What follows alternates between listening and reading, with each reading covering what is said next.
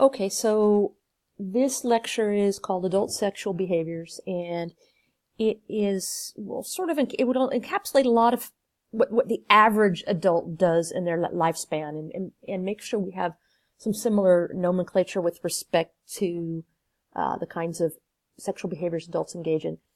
It actually, to be honest, was intended to go a little bit earlier in the semester, but it, for various reasons, had to come later this year.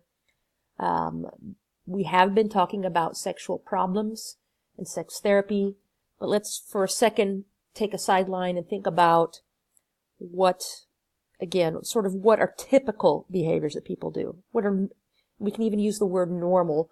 Some problems with the chapter include, probably a lot of you guys have realized or hopefully recognized, that it's pretty heteronormative in its approach to sexuality. The fact that people still call positions woman on top or man on top, both are heteronormative, but also assume that sex is penetrative. I want you to remember and keep your eye on the ball that one of the major themes of this class is that the more, the less, sorry, let me put it right, but the more broadly you can define sexuality, the better off you're going to be across the lifespan. Some other problems with this chapter include that it's outdated. I mentioned that a newer text has come out, but we haven't gone to it yet. It's also fairly categorical, and it assumes that people fall into categories rather than on a continuum, which, as you guys know, is not accurate in how it looks at humans. Okay, so we need to talk a little bit about definitions in normal behavior. In terms of what is normal, remember another thesis of this class is that what has been considered normal completely changes over time and throughout and across cultures. Oral sex, fellatio, was considered very edgy in the 1950s in the States. It's no longer considered edgy. Now anal sex is more on the edge. Certain sexual practices that were common in Rome are no longer, in ancient Rome, are no longer common today. So, and there's a lot of what we're going to talk about today is not necessarily what's psychologically normal, but what's statistically normal, what is more prevalent or what is more average, but not necessarily psychologically normal.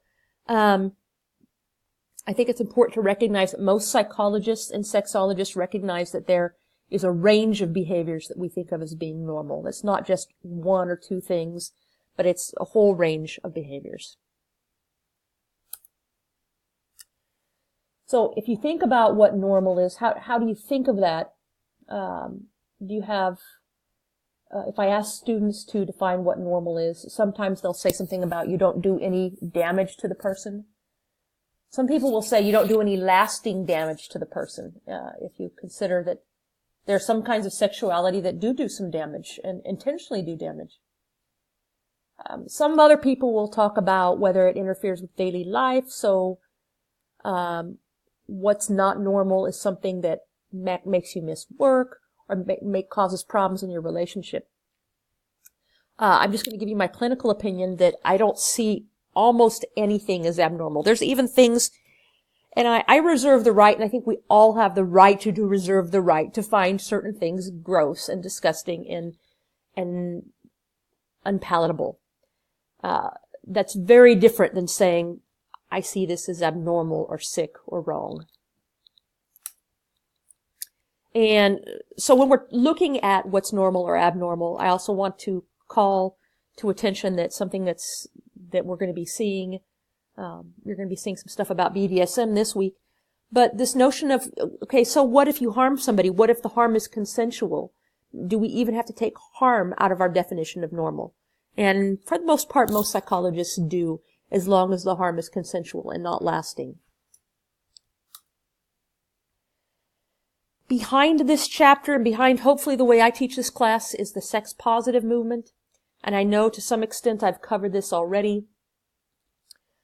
What the sex positive movement comes out of feminism. And originally feminists were not very keen about the idea of pornography. They thought it was always and without fail degrading to women. But there was some feminists split off from this and were much more libertarian in their views of pornography, and said that, well, if a woman wants to take control of her body, she can be very much empowered and be in pornography or be a sex worker.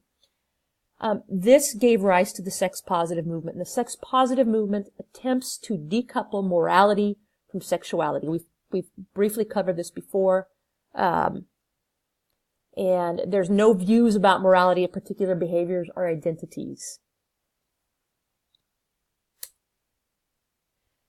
So let's talk about adult masturbation across history and culture. There are cultures even today that have condemnation of masturbation. And there are others that honor self-pleasuring. And as you can remember from the history chapter, Victorians used several methods to control masturbation. Hopefully you remember that Kellogg invented the cornflakes because it was so bland that it was supposed to make people the opposite of horny. And same with the graham cracker, was invented for similar reasons by some early nutritionists. They didn't have data, and their thinking behind that, of course, was not very good. I'm showing you something, and for my students who are from Utah, this is actually still online. This comes from Mormon or LDS teachings, and you can still find this about how to talk to kids about masturbation. So, and my point of this is to point out that even today in the States, there are some subcultures that talk about how masturbation is wrong. And you can see here this little excerpt. Your teenagers will face great pressures to express their sexual feelings in sinful ways. This time in world history, like many others, is one of widespread corruption. No matter how decent the family environment, there will be external and indecent influences on the young person. School associate, television, movies, and magazines are filled with sensual blah, blah, blah. So watch out for what your kids are exposed to. And down here, the second paragraph, one example, masturbation is considered by many in the world to be the harmless expression of instinctive sex drive. Teach your children that the prophets have condemned it as a sin throughout the ages, and they can choose not to do it.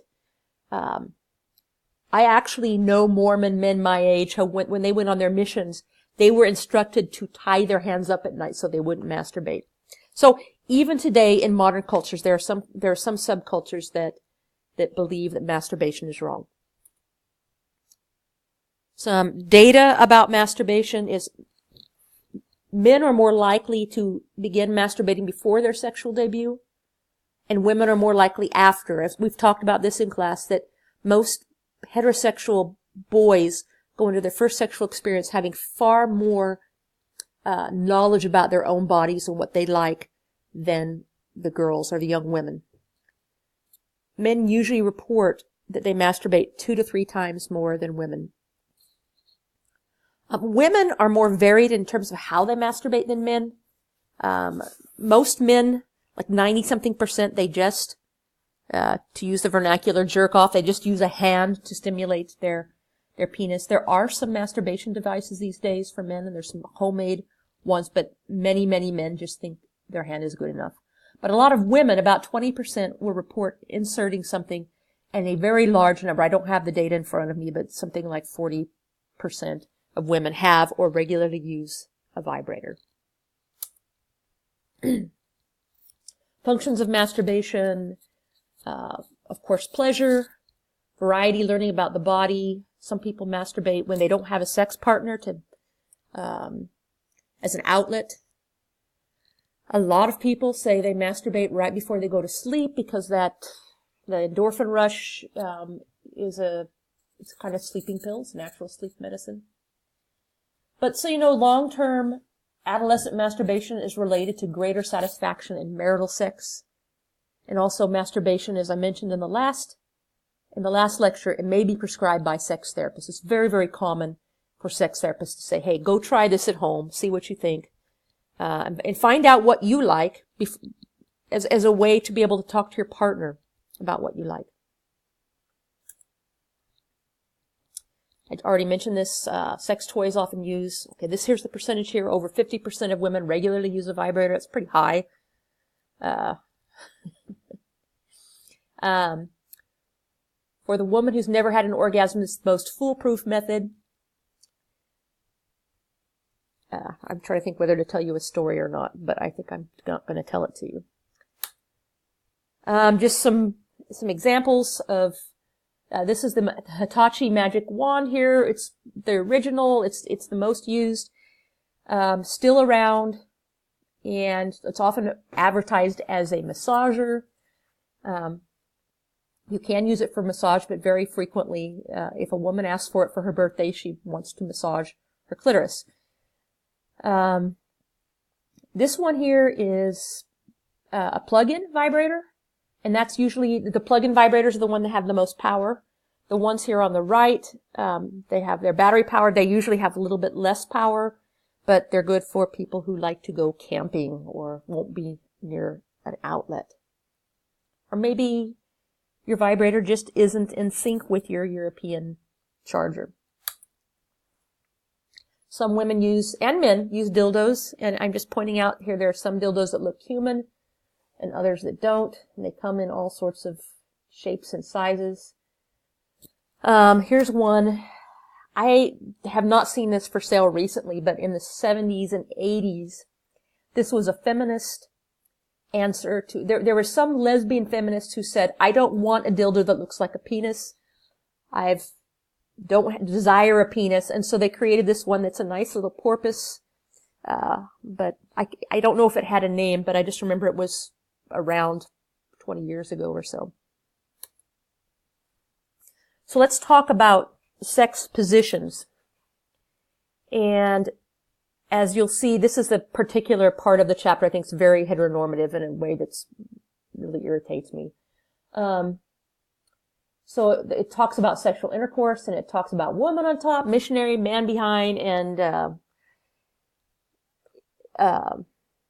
interestingly though, there are manuals about sexuality that go way back to primitive time. The Kama Sutra is one, the ancient Indian manual that both explained how to have sex in various positions, but also told you how to behave in society. But I am not going to I have never seen, and it probably exists, I just haven't seen it. I have not seen a book that looked at sexual positions and called them something that was non-heteronormative. So I'm going to make up my own language. You don't have to know it for the test. By the way, why is this important? When your clients come in, they will talk about the meaning that their sexual positions have for them in terms of, what it means to them in their relationship. Depending on whether the couple is the member of the couple wants to be relaxed, feel in power, feel like they're submitting, or feel like they're in control. A lot of people report that face-to-face positions are much more intimate than being behind your partner, where you can't see their eyes. A lot of people there's quite a bit of data that suggests that when people with vaginas are on top of something that's thrusting, that's the best way for them to have an orgasm and control the thrusting. And there's some data about wanting to conceive and which positions are best for that as well, in terms of depth of penetration and best likelihood that little sperm are going to reach the egg.